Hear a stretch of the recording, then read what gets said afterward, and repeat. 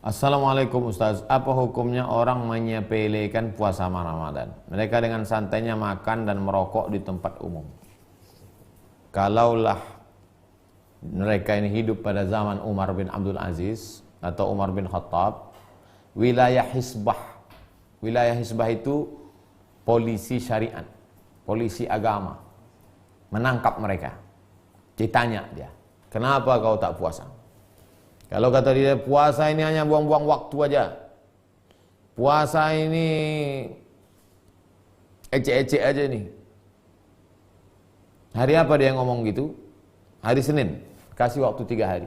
Selasa, Rabu, Kamis. Kalau Kamis dia tak taubat, Jumat pagi langsung 3 hari kasih bertobat.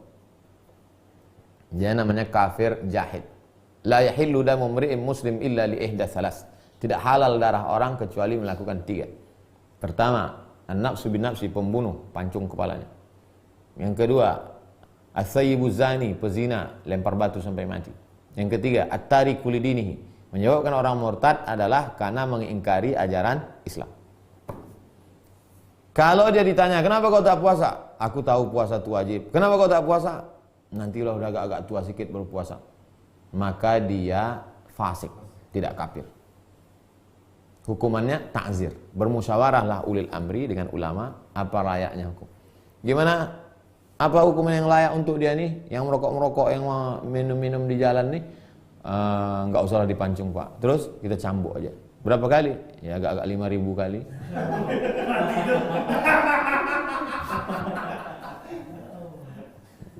Janganlah lebih dari hukuman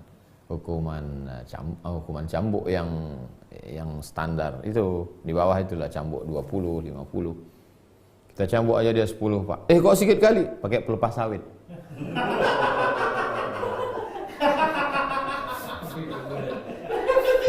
Pangkalnya pula tuh.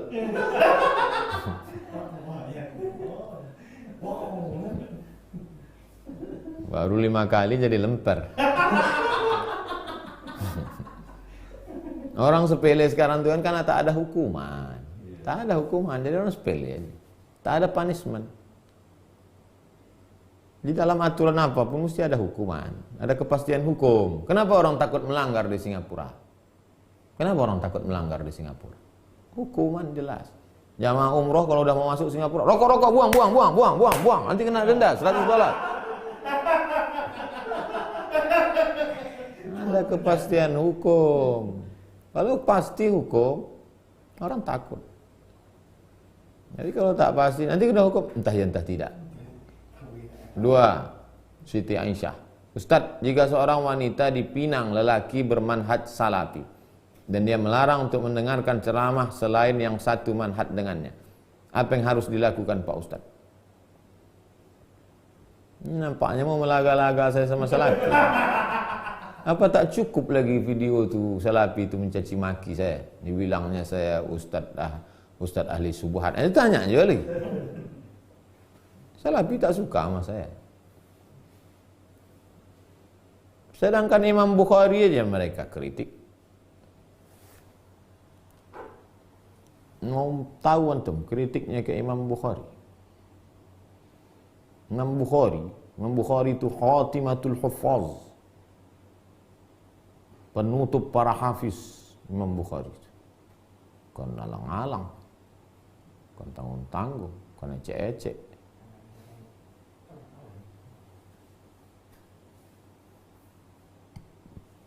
Sebentar ya.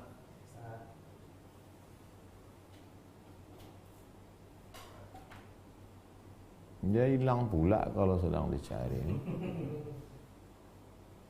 HP ini pun takut juga sama salafi.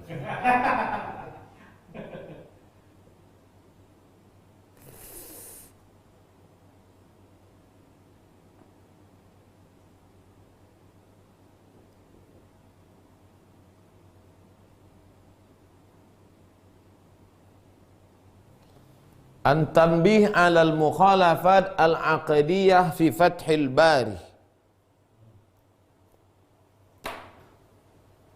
Seluruh ulama di dunia ini, ulama, profesor, doktor, ketuanya Syekh Yusuf Al-Qardawi.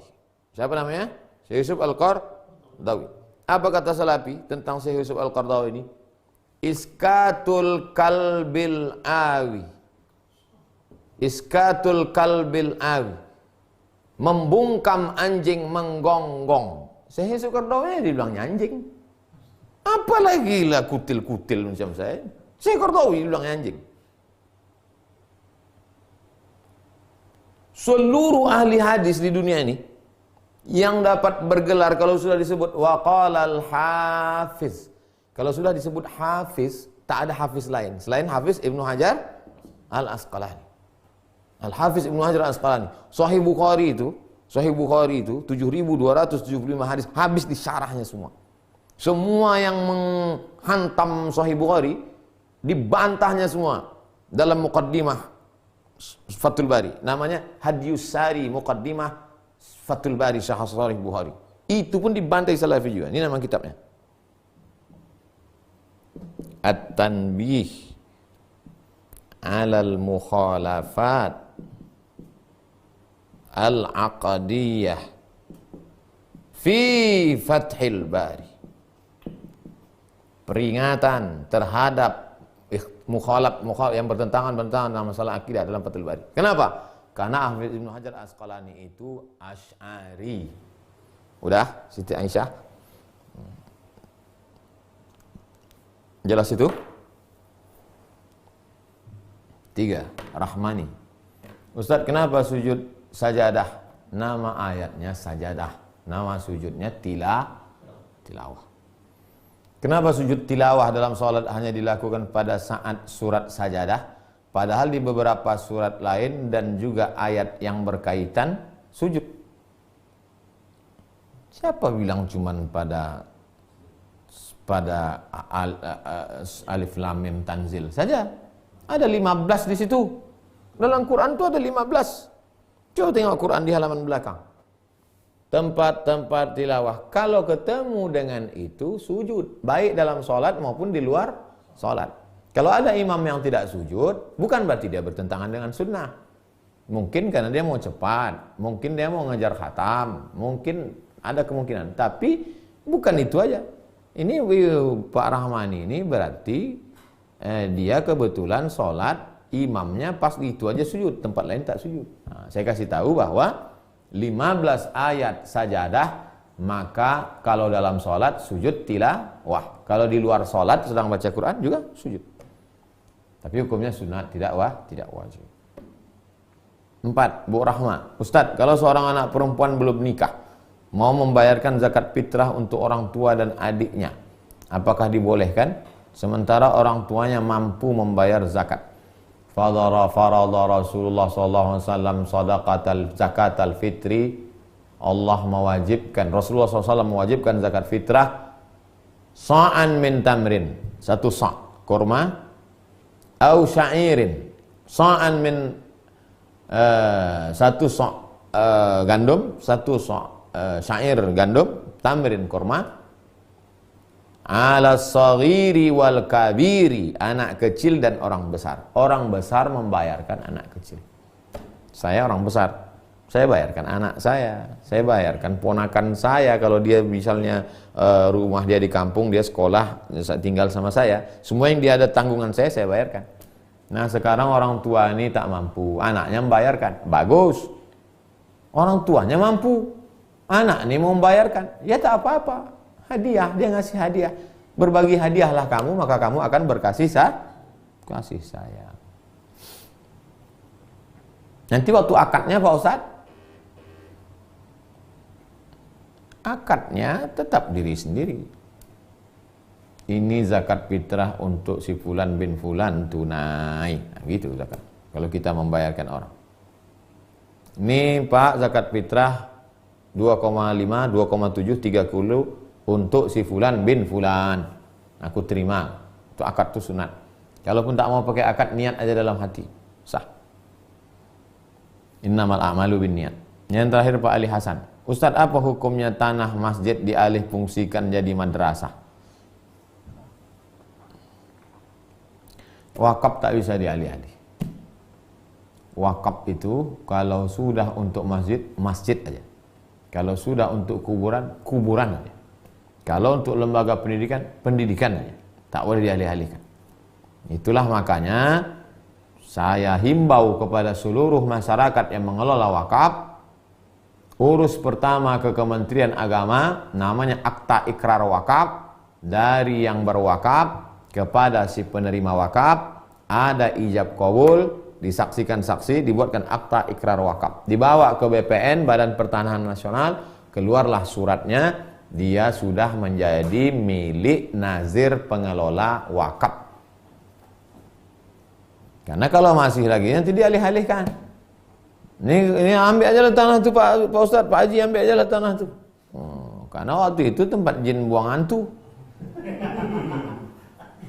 Begitu dibangun mall, mahal harga tanah tu, dia ambilnya balik. Maka cepat diurus akta ikrar wakafnya ke Pak Kua. Ibu, besok kalau bapak tu pergi ke Kuanya mengamuk pula. Abang mau kemana? Mau ke Kua? Jangan Pak, mengurus akta ikrar wakaf. Kena abang mau berbini lagi.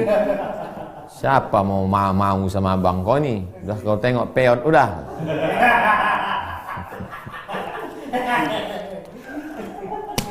Nah, begitulah wakaf itu. Tapi kalau sedekah bebas, sedekah. Jemaah yang dimuliakan Allah, sampai di sinilah kaji kita. Besok kita akan bahas tentang masalah syekh. Bagaimana hubungan kita dengan tuan guru, syekh.